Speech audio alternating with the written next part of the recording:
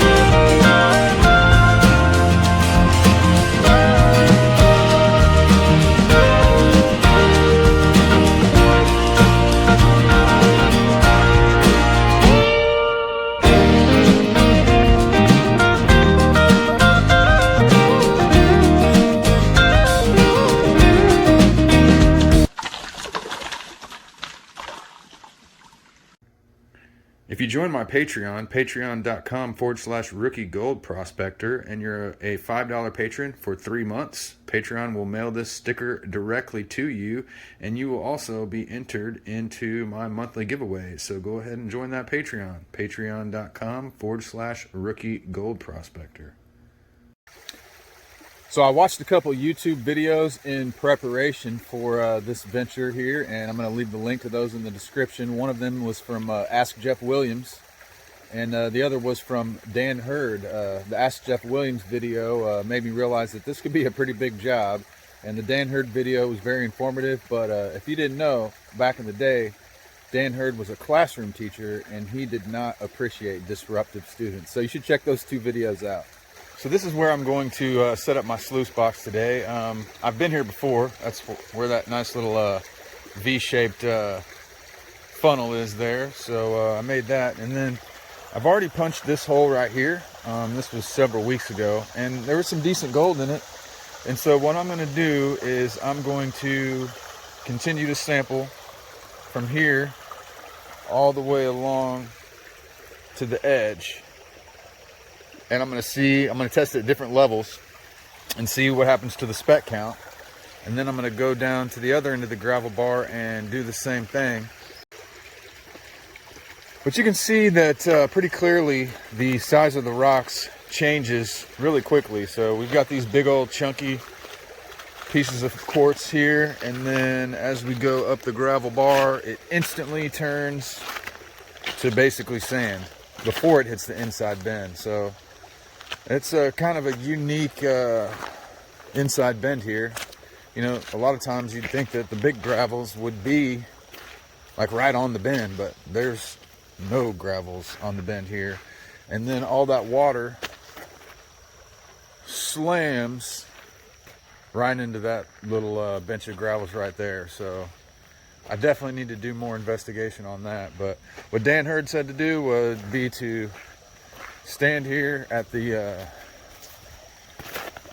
the part of the bend that sticks out the most, and then just kind of look and try to envision how the gold is going to move during a flood. So there's another inside bend up there, but it's all sand also. So I can just picture all that big heavy flow coming right here, and then all the heavy stuff is dropping out right here. So this is definitely where we want to be. So basically what I did was a test bucket. So I filled up one bucket with classified material, and then I ran it through the sluice, but I was kind of stratifying in my bucket. So that way, hopefully most of the gold sunk to the bottom of the bucket, and then I panned out what was in the bottom of the bucket. And that's where these colors came from. So, I mean, I didn't even pan it back all the way, but you can see definitely several colors in there. And then, of course, that piece of lead. So we're in the right spot. So what I'm thinking is, do I do another bucket deeper, or do I go that way, or do I go that way and keep trenching? I'm thinking that I'm going to go this way and I can always, you know, go deeper after I dig my first trench. So if I get nothing here and I get nothing there, well, actually, I don't even think that's going to happen. I think this gravel bar is packed full of gold. So let's keep looking for this Paystreak. The sluice is running pretty good. I got a lot more flow and the water is crystal clear, so that makes it nice. I saw a few specks show up in there. I think there's one right there already. That's just from my first bucket. I saw another piece of lead go over the edge there. But wow, that's a pretty good start to the day. All right, so I went ahead and went a second bucket deeper. So now there's 2 buckets out of that hole. I'm gonna run this, pan out what's at the bottom of the bucket, and then decide what to do next. But I mean, it's not that hard digging. Once you get rid of this first layer of big rocks, it's pretty soft down there. So let's see if there's more gold in this bucket. All right, so basically I'm stirring as I'm going down, stratifying, trying to get everything to sink to the bottom, and then going ahead and running it.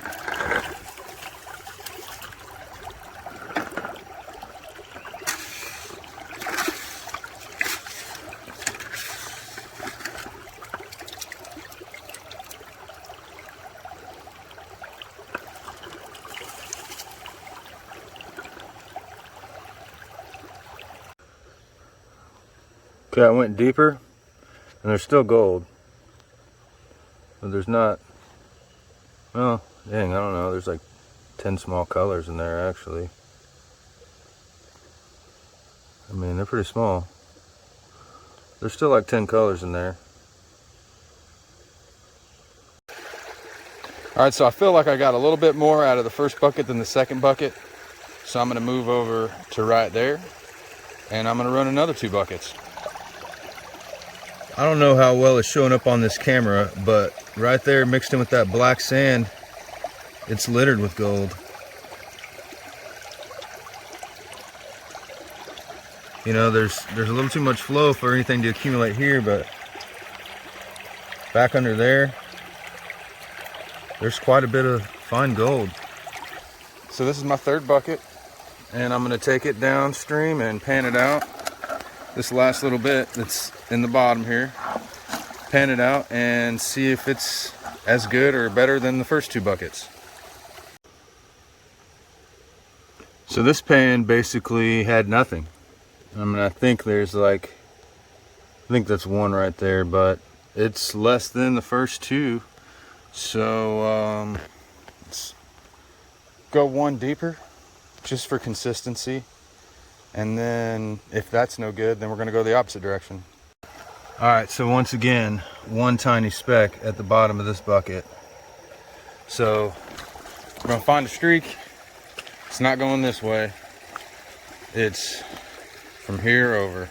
I mean, didn't dig that out, just so I could kind of, you know, have a clear delineation point. But right there, I had better gold, so I'm gonna try right there and see if it gets better. And if it doesn't get better, then I'm gonna have a little streak here. So that's what we're gonna do. 2 buckets from right there. And then we're gonna do a clean out and just kind of see what's in there. Look at that piece of probably not gold. It keeps catching my eye because of the way it's shining. I mean, there's no way it's gold. If that's gold, like, I just hit the freaking jackpot. But I mean, if that was gold, it would have never made it down past there, I don't think. But I mean, usually with mica, when you cover it up from the light, it loses its luster. I mean, no, can't be.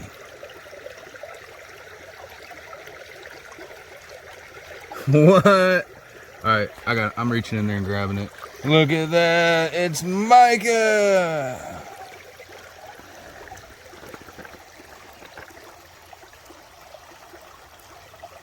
Look at that mica, man. That's crazy. Does anybody not love this sound right here?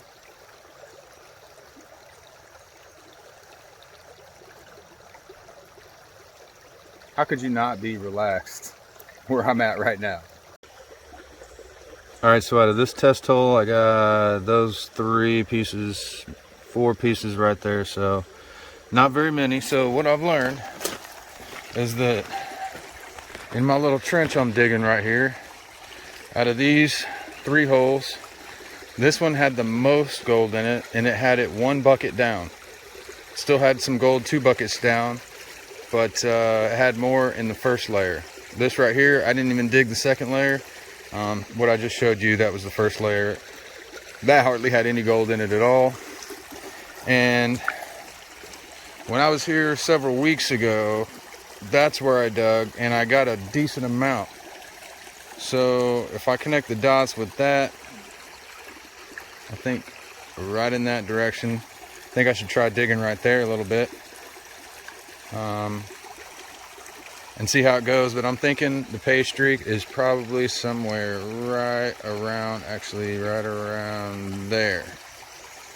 So I'm gonna do 1 more bucket, and then I'm gonna clean that out. And yes, I'm finding gold, but is it enough to move 10-15 buckets of dirt? That's what we're gonna find out. You know what though, before I start going that way, I'm gonna find out how far down bedrock actually is, because it can't be that far. Because there's bedrock. I don't know if you can see in the shadows. There's bedrock underneath those gravels right there. So I checked before, I couldn't find anything in those, but I'm not giving up on them totally. But that's how far down bedrock is, so I can't be that far away from bedrock. I think I've actually started to hit some saprolite. It's not quite clay, it's just loaded with mica. It's saprolite. But let me go down just a little bit further and just see if I can hit something solid. Yeah, this is it. This is the bedrock right here. Chemically weathered bedrock. And Mr. Jeff Williams taught me that this is called saprolite. So I can dig down into the saprolite, but I don't want to go too much further past that. And that's basically as far down as you want to go. I mean, it looks like clay. It's not clay. It's bedrock. And so let me clean all the gravels off the top of that, and then I'm gonna have to move down the Paystreak.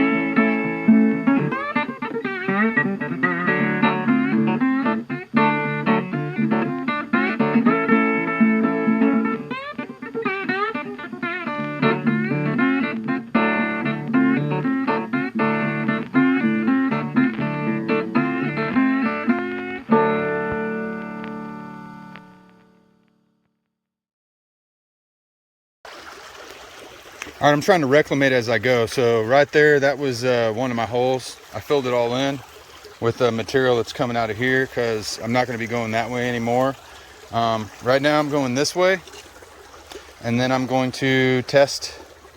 And when I run out here, I'm going to take this pile that I dug out of there, I'm going to push that back in and before I start going that way, because I'm not going to tear this man's property up. So I'm going to kind of try to reclimate as I go. So I'm going to run this, then I'm going to do a clean out and just see how it's going, and then may have to pick up where I left off tomorrow and see what it looks like. I made a boo-boo. Ouch.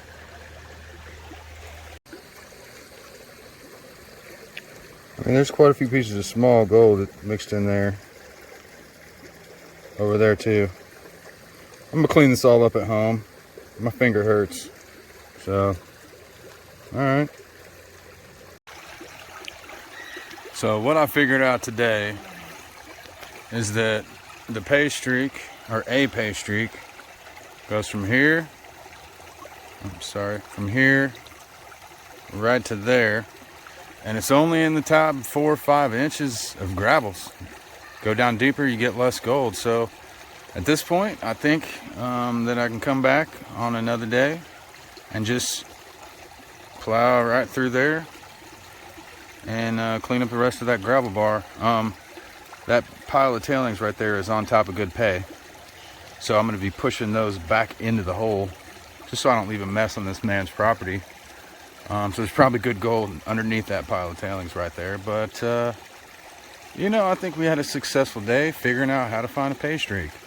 Most of the gold that I'm finding in here is flour gold, smaller pieces, and around the bend over there is where I found my first and only nugget. So,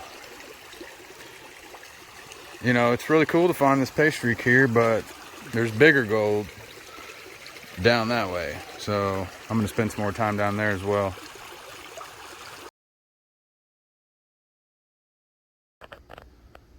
There it is, 0.12 grams. Finally settled on 0.12. I mean, there's some small gold, but lots of it. So now that we think we know where the Paystreak is, let's move some material tomorrow.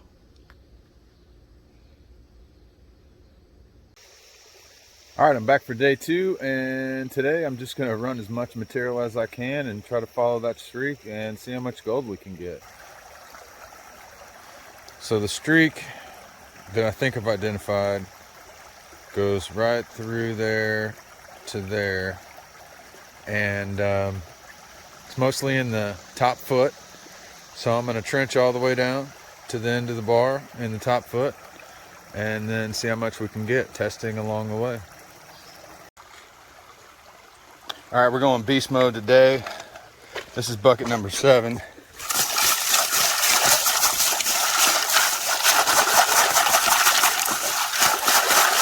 Right here. I want you to see over here in the sluice. It is fine gold, but if you look up underneath this first little riffle right there, look at that. It's littered. It's littered with fine gold all throughout. All throughout. And that first little pocket right there. And there's probably tons underneath that black sand, but it's all throughout that first little riffle. That's pretty cool. Well, I got the gravel bar semi put back together. I am completely filthy and exhausted. So I'm going to go home and clean up the cons from day 2 and show you guys what I got. Well, day 2 was basically a repeat of day 1. It's the same exact type of gold. So I got it all bunched up in the corner there. But let's put it all together and see how much we got. Alright, let's check out the total from this weekend.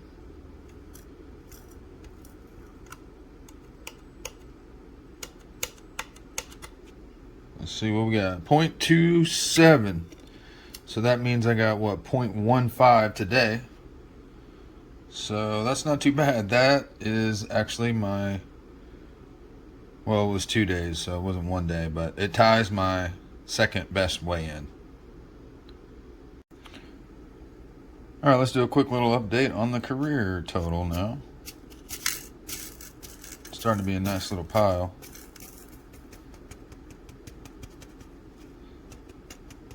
2.47, 2.49.